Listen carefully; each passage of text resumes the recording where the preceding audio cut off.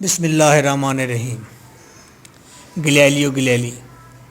We have intro part 2. I'm lecturer M.K. Bhutta. An intro part 2, there is a page number. Is there any page number? 11. 11 page number पर दो portion बनाए गए हैं Galileo Galilei के हवाले से. First portion में 7 quotations हैं. We will elaborate the 7 quotations. We will discuss about it, and after this there is a table. In this table we have defined, we have lined, differentiated dramatic theatre and epic theatre. That is the outline of this lecture. Now first of all, quotation number 1. Read it out. Bracket German theatrical reformer believed that to think or write or produce a play also means to transform society, to transform the state, to subject ideologies to close scrutiny, careful inspections. Give me. Now the first quotation is that bracket German theatrical reformer believed that bracket जो कि German dramatist था, उसने theatre की दुनिया में बड़ी reforms पैदा की हैं. एज अ रिफॉर्मर वो यकीन रखता है क्या? टू थिंक और राइट, सोचना या लिखना, और प्रोड्यूस अ प्ले, या एक प्ले लिखना. Also means to transform society, इसका मतलब है सोसाइटी को तब्दील कर देना, ट्रांसफॉर्म कर देना. या ट्रांसफॉर्म द स्टेट, इसका मतलब है सोसाइटी को तब्दील कर देना, एक स्टेट पूरी को तब्दील कर देना. To subject ideologies to close scrutiny, या जो भी आइडिया आपके पास है, जो भी आइडियोलॉजी सामने है, उसके ऊपर केयरफुल इंस्पेक्शन किया जाए, उसको डिटेल किया जाए, उसको डिस्कस किया जाए. तो ब्रैकेट ये सोचते हैं कि ड्रामा का मतलब ये नहीं कि ड्रामा की स्टेज के सामने आकर बैठा जाए और बातें की जाएं और वहाँ पर बैठकर रोया जाए और दुख का इजहार किया जाए. उसका मतलब ये नहीं है. उसका मतलब है समथिंग टू थिंक. और ड्रामाटिस्ट की ड्यूटी क्या है, वो ये बता रहा है. ड्रामाटिस्ट की ड्यूटी है कि वो सोसाइटी के अंदर जो तब्दीलियाँ लाना चाहता है, as a brain and witty person, जहानत की रूह से वो सोचता है कि सोसाइटी में ये तब्दीलियाँ होनी चाहिए, वो तब्दीलियाँ लॉन्च करे. उसका मतलब है ड्रामा लिखने का मतलब है सोसाइटी को ट्रांसफॉर्म करना. जैसा कि क्रिस्टोफर मार्लो को देखें, जब उसने डॉक्टर फास्टस लिखा तो एक्चुअली उसने सोसाइटी को ट्रांसफॉर्म किया, एक नई नहज दी, उसने लोगों को लिबरल बनाया, लोगों को उसने पोप की क्रुएल्टी से बाहर निकाला. उसने वो जो लोग डरे हुए थे एडवेंचरस डीड से, वो लोग डरे हुए थे जो ब्यूटी को लव करने से, जो पेल्फ को इकट्ठा करना चाहते थे लेकिन डरे हुए थे, उसने उन सब को जला दी, उन सब को उसने जगा दी.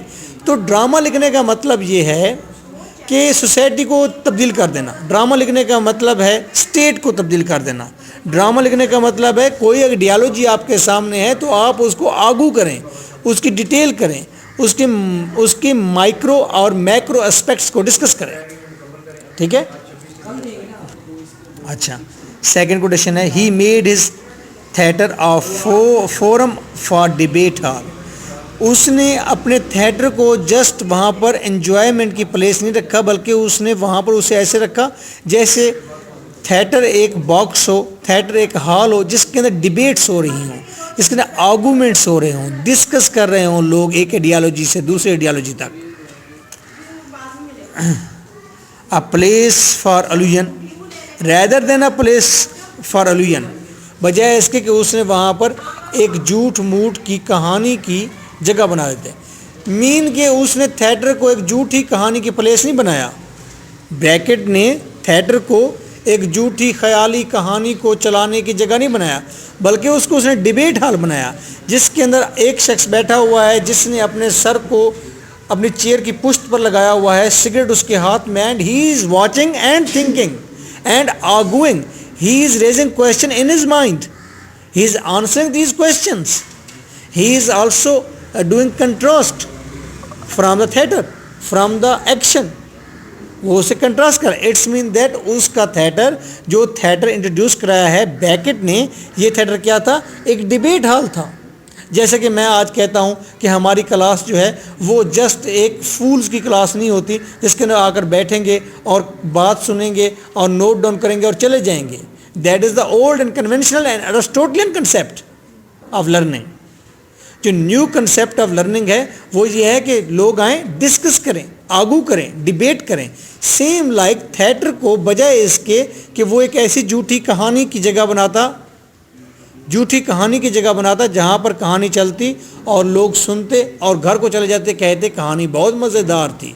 ये कहने के बजाय उसने थिएटर को प्रैक्टिकल बनाया, थिंकिंग प्लेस बनाया कि यहाँ आओ, बैठो और सोचो, कंट्रास्ट करो, आर्गूमेंट करो। डिसीजन मेकर भी तो बनाता है ना। डिसीजन भी आपने लेने हैं। Point 3, A effects and V effects. ये टेक्निकल डिवाइस है, ये बहुत डिटेल में है, बस आपने कोटेशन ए इफेक्ट्स और वी इफेक्ट्स को ध्यान में रखना है। और ये क्या इफेक्ट्स हैं? ये डिस्टेंस के इफेक्ट हैं, मीन के कितने फासले पर ऑडियंस होने चाहिए, और ऑडियंस जो है वो ड्रामा को फासले पर बैठ के जब देखेंगे तो क्या महसूस करेंगे, क्या कहेंगे, बजाय इसके कि ड्रामा बिल्कुल वेरी क्लोज हो और आप उसके अंदर गुम हो जाएं। तो वी इफेक्ट और ए इफेक्ट ड्रामा की फासले की, डिस्टेंस की गुफ्तगू के ऊपर है, डिस्टेंस की टेक्निक के ऊपर है ये ए इफेक्ट और वी इफेक्ट। इसकी डिटेल हम क्वेश्चन के अंदर करेंगे किसी में। 4th नंबर कोटेशन है, bracket set, nothing is more important than learning to think crudely. Drama की स्टेज के सामने बैठे हुए कोई चीज़ भी इम्पॉर्टेंट नहीं है सिवाय सीखने के। क्या सीखना? थिंक, सोचना सीखना। कि सोचना कैसे, और सोचना कैसे? क्रूडली, सर्द महरी के साथ सोचना सीखना, बगैर किसी जज्बात के सोचना सीखना, इन्वॉल्व ना होना, दूर बैठकर आप फ्रैंक और सर्द महरी के साथ सोचना सीखते हैं। ये है ड्रामा की स्टेज का मतलब, ये है थिएटर का मतलब, ये है ड्रामा का मतलब कि आप ड्रामा देखने आए और क्या करें, आप थिंक करना सीखें कि सोचना कैसे, और सर्द महरी के साथ बगैर किसी फेवर के। Crude thinking is the thinking of great man, और सर्द महर थिंकिंग, और सर्द महर थिंकिंग, ये थिंकिंग किसकी है? ग्रेट मैन की थिंकिंग होती है। आप किंग्स को देखते हैं, वो थिंकिंग जो करते हैं बगैर जज्बात के करते हैं। जैसे ह्यूमन बीइंग ना हो, जज को देखें, जब वो जजमेंट करता है बगैर इस के करता है कि ये माँ का अकेला बेटा है जो कातिल है या नहीं है, सर्द महरी के साथ थिंकिंग करता है वो। ठीक है, crude thinking is most important, और क्रूड थिंकिंग ग्रेट मैन की थिंकिंग है। और ग्रेट मैन से मुराद सिर्फ जज और सिर्फ किंग नहीं है। ग्रेट मैन हर वो शख्स जो क्रूड थिंकिंग करता है, he is a great man. Okay, now next point is to do this the actor demonstrate rather than imitates. वो कहता है कि ड्रामे की स्टेज पर, एपिक थिएटर में, ब्रेक्टियन थिएटर में लोग क्या करेंगे? एक्टर जो का वो डेमोन्स्ट्रेट करेगा, ना कि वो इमिटेट करेगा।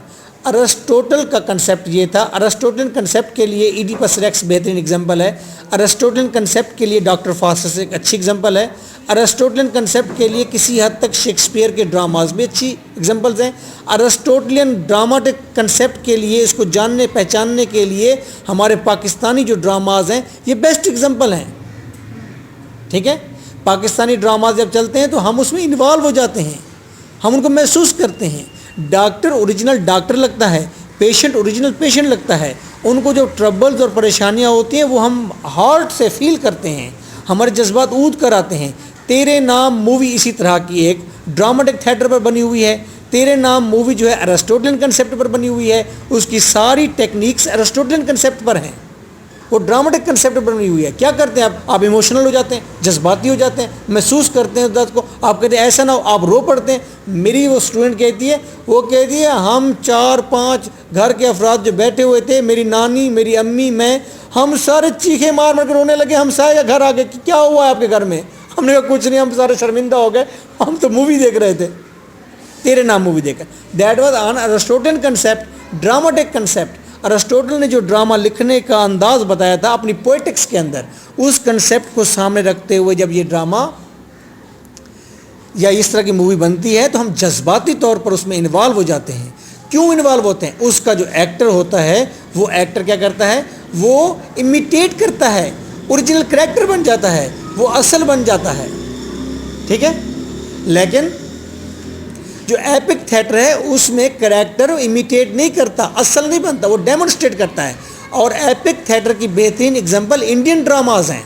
आप इंडियन ड्रामा में देखें, एक सास है, उसकी गर्दन मोटी होगी, उसने गले में चेन पहनी होगी, लिप्स उसके बड़े मोटे मोटे होंगे, उसके ऊपर बड़ी उसने मोटी मोटी तय जमाई होगी लिपस्टिक की, और जब वो कोई भी बात करेगी तो वो डेमोन्स्ट्रेट करेगी। ऐसा नहीं लगेगा, हमें फ़ौरन महसूस होता है ये सास तो बनी हुई है लेकिन सास लग नहीं रही, असल वाली सास नहीं लग रही, वो सास के सारी क्रूलिटी को डेमोन्स्ट्रेट कर रही होती है।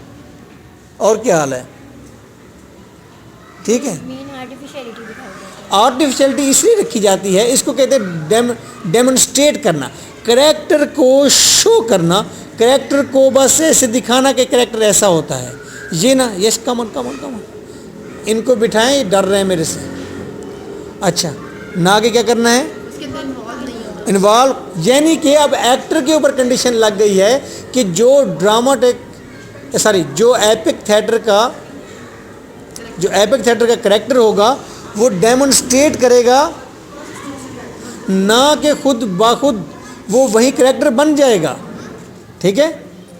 तो इसकी बेहतरीन, इसको समझने के लिए, एक्टर की एक्टिंग को समझने के लिए आप पाकिस्तानी ओल्ड ड्रामाज देखें, आज से 10 साल पहले वाले, तो वो एरिस्टोटेलियन या ड्रामेटिक टेक्निक पर बने हुए हैं, वो ड्रामेटिक थिएटर की सारे एक्टिंग है। एक चीज़ ये भी ना, हमें दरमियान में देखे ना किसी भी एपिसोड की, तो जब तक पिछली कहानी का पता नहीं हो हमें समझ में नहीं आता ड्रामेटिक थिएटर में। अब ये एक अलग डिबेट है, इसे एपिसोडिक डिबेट कहते हैं, ठीक है। अब जो एपिक थिएटर है उसके में हर चैप्टर जिंदा मुकम्मल होता है, कोड होता है, उसको जहाँ से शुरू करेंगे वो शुरू हो जाएगा। जबकि ड्रामेटिक थिएटर सीक्वेंस में हर पिछला वाक्य अगले वाक्य से निटेड होता है, ओके। अच्छा जी, तो ये एक्टर की एक्टिंग के हवाले डेमोन्स्ट्रेट्स क्या होता है, इमिटेट क्या होता है। तो अगर आप पुराने ड्रामाज देखेंगे 10 साल पुराने पाकिस्तानी, तो वो इमिटेट्स होंगे। अगर आप नए ड्रामाज देखेंगे, इस इंडियन ड्रामाज जो कि कुछ पाकिस्तानी ड्रामाज भी उसकी नकल कर रहे हैं अब, तो वो एपिक थिएटर के ऊपर है। क्लियर? अच्छा जी, पॉइंट 6 है, due to Marxist interpretation of society. Karl Marx ने जिस तरह सोसाइटी की डेफिनेशन की थी, इंटरप्रिटेशन की थी, Beckett was forced to flee from Germany. अच्छा, मार्क्सिस्ट जो सोसाइटी की इंटरप्रिटेशन हुई है, तो उस वजह से ब्रैकेट को जर्मनी से वहाँ से भागना पड़ा, स्केप करना पड़ा। यानी कि जिस तरह से सोसाइटी की इंटरप्रिटेशन कार्ल मार्क्स ने की थी, उसी को इसने भी इंटरप्रेट किया। इसने भी कार्ल मार्क्स वाली ही डेफिनेशन को इंटरप्रेट कर दिया, उसको वाजे कर दिया ब्रैकेट ने, जिसके वजह जर्मनी से भागना पड़ा। कहने का मतलब क्या है? कहने का मतलब ये कार्ल मार्क्स ने कॉमन मैन की बात की थी, ठीक है। जब उसने कॉमन मैन की बात की, उसकी इकॉनमी की बात की, उसके फिनांस की बात की, उसकी सफरिंग की बात की, और कार्ल मार्क्स ने बताया कि ये जो लोग गरीब लोग हैं इनकी सफरिंग क्या है, जब ये बातें बताई थी, तो ये ब्रैकेट ने भी उसी को फॉलो किया। जब ब्रैकेट ने उसको फॉलो किया तो उसे भागना पड़ा, क्योंकि इसने भी कॉमन मैन की सफरिंग की बात की। और कॉमन मैन की सफरिंग की बात से मुराद यह है कि कॉमन मैन की सिर्फ ये नहीं बताया कि ये सफरिंग है कॉमन मैन की, बल्कि उसने ये इंटरप्रेट किया कि कॉमन मैन जो है उसकी सफरिंग्स हैं, कॉमन मैन की जो सफरिंग्स हैं उनका क्योर होना चाहिए, हल निकलना चाहिए, और उसके ऊपर सोचना है और क्रूड थिंकिंग करनी है उसके ऊपर, ना कि कॉमन मैन की सफरिंग को देखकर आप भी रो पड़ें, बल्कि कॉमन मैन की सफरिंग देखकर आप उसका हल निकालें। Okay, today this one is enough. Very next day I will discuss the table. अगले दिन हम टेबल को डिस्कस करेंगे, ड्रामेटिक थिएटर क्या है और एपिक थिएटर क्या है। आज इरादा था लेकिन इरादा कैंसिल हो गया फिलहाल। इसको पहले स्टॉप करना होता है, ये दिखाना